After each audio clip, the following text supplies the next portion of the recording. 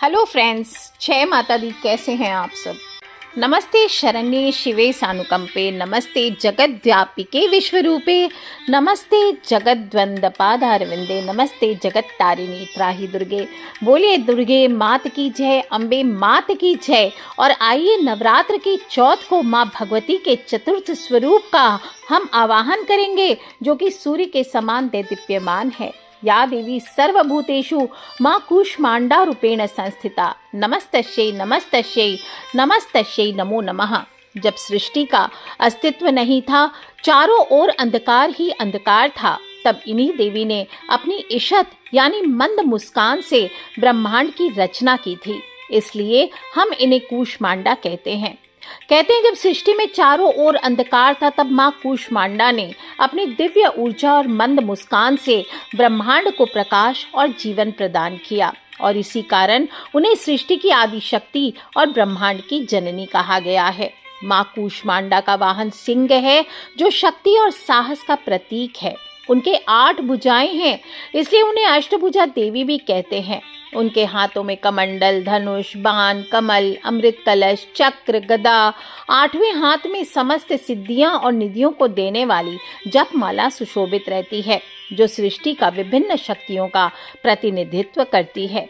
कहा जाता है कि सूर्य मंडल के भीतर निवास करने की शक्ति केवल इसी देवी में है। इसलिए इनकी उपासना से साधक के जीवन में तेज, ऊर्जा और उत्साह का संचार होता है। माँ कूष्मांडा सूर्य ग्रह का मार्गदर्शन और नियंत्रण करती हैं। कुंडली में सूर्य बली होता है, जिससे साधक को यश, कीर्ति, उच्च पद और आरोग्य की प्राप्ति होती है। और योग और आध्यात्मिक साधना की दृष्टि से नवरात्र का यह चतुर्थ दिवस अनाहत चक्र के जागरण से जुड़ा माना गया है। इस दिन साधक का चित्त हृदय स्थान में स्थित अनाहत चक्र में केंद्रित हो जाता है, जो कि प्रेम, करुणा और संतुलन का केंद्र है। और जब साधक माँ कूष्मांडा का ध्यान करते हैं, तब उनके भीतर सकारात्मक ऊर्जा, प्रेम और आंतरिक प्रकाश का सृजनात्मक ऊर्जा का प्रवाह होने लगता है, और साधक को समस्त ब्रह्मांड की एकता का अनुभव होने लगता है। यह वही शक्ति है जो साधक के जीवन में उत्साह, आध्यात्मिक उन्नति का मार्ग प्रशस्त करती है। इस दिन देवी को गेंदे का पुष्प अर्पित करना शुभ माना जाता है, क्योंकि यह पुष्प मंगल और ऊर्जा का प्रतीक है। भोग में मालपुआ अर्पित किया जाता है, जो कि समृद्धि और आनंद का प्रतीक है। फल के रूप में संतरा अर्पित करना चाहिए, और पूजा में आम के पत्ते समर्पित करना ये शुभ होता है। माँ का पवित्र मंत्र है ओम देवी कूष्मांडाई नमः, और इस मंत्र का श्रद्धा और भक्ति के साथ जप करने से साधक के भीतर ऊर्जा, आध्यात्मिक तेज, इसका विकास होता है। आज के दिन दुर्गा सप्तशती के चतुर्थ अध्याय का पाठ करना विशेष फलदायी माना गया है, क्योंकि इसमें देवी की दिव्य शक्ति और उनके द्वारा भक्तों की रक्षा का वर्णन मिलता है। साथ ही साथ सिद्धि कुंजिका स्तोत्र का पाठ साधक के तेज में अभूतपूर्व वृद्धि करता है। यदि जीवन में यश की कमी हो या स्वास्थ्य संबंधी बाधाएं हो, तो आज एक कुमड़ा लेकर, कद्दू जो होता है उसे लेकर सिंदूर से तिलक करें और माँ के चरणों में मानसिक रूप से समर्पित करें।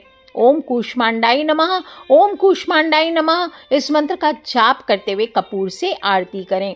ये क्रिया साधक के जीवन में अंधकार, अज्ञान और रोग को सोख लेती है, और उसे सूर्य के समान तेजवान बनाती है। दोस्तों, माँ कूष्मांडा की ऊर्जा ही संसार की समस्त वस्तुओं और प्राणियों में स्थित है, और ये माता का स्वरूप हमें सिखाता है कि साधक को सदैव प्रसन्नचित्त यानी कि मंद मुस्कान युक्त रहना चाहिए, क्योंकि आंतरिक प्रसन्नता ही सबसे बड़ी सृजनात्मक शक्ति है। सृष्टि की रचना शून्य से हुई, वैसे ही साधक को अपने भीतर के शून्य यानी शांत मन से नई ऊर्जा का सृजन करना चाहिए। जिसकी मुस्कान स्थिर है, वही ब्रह्मांड का स्वामी है।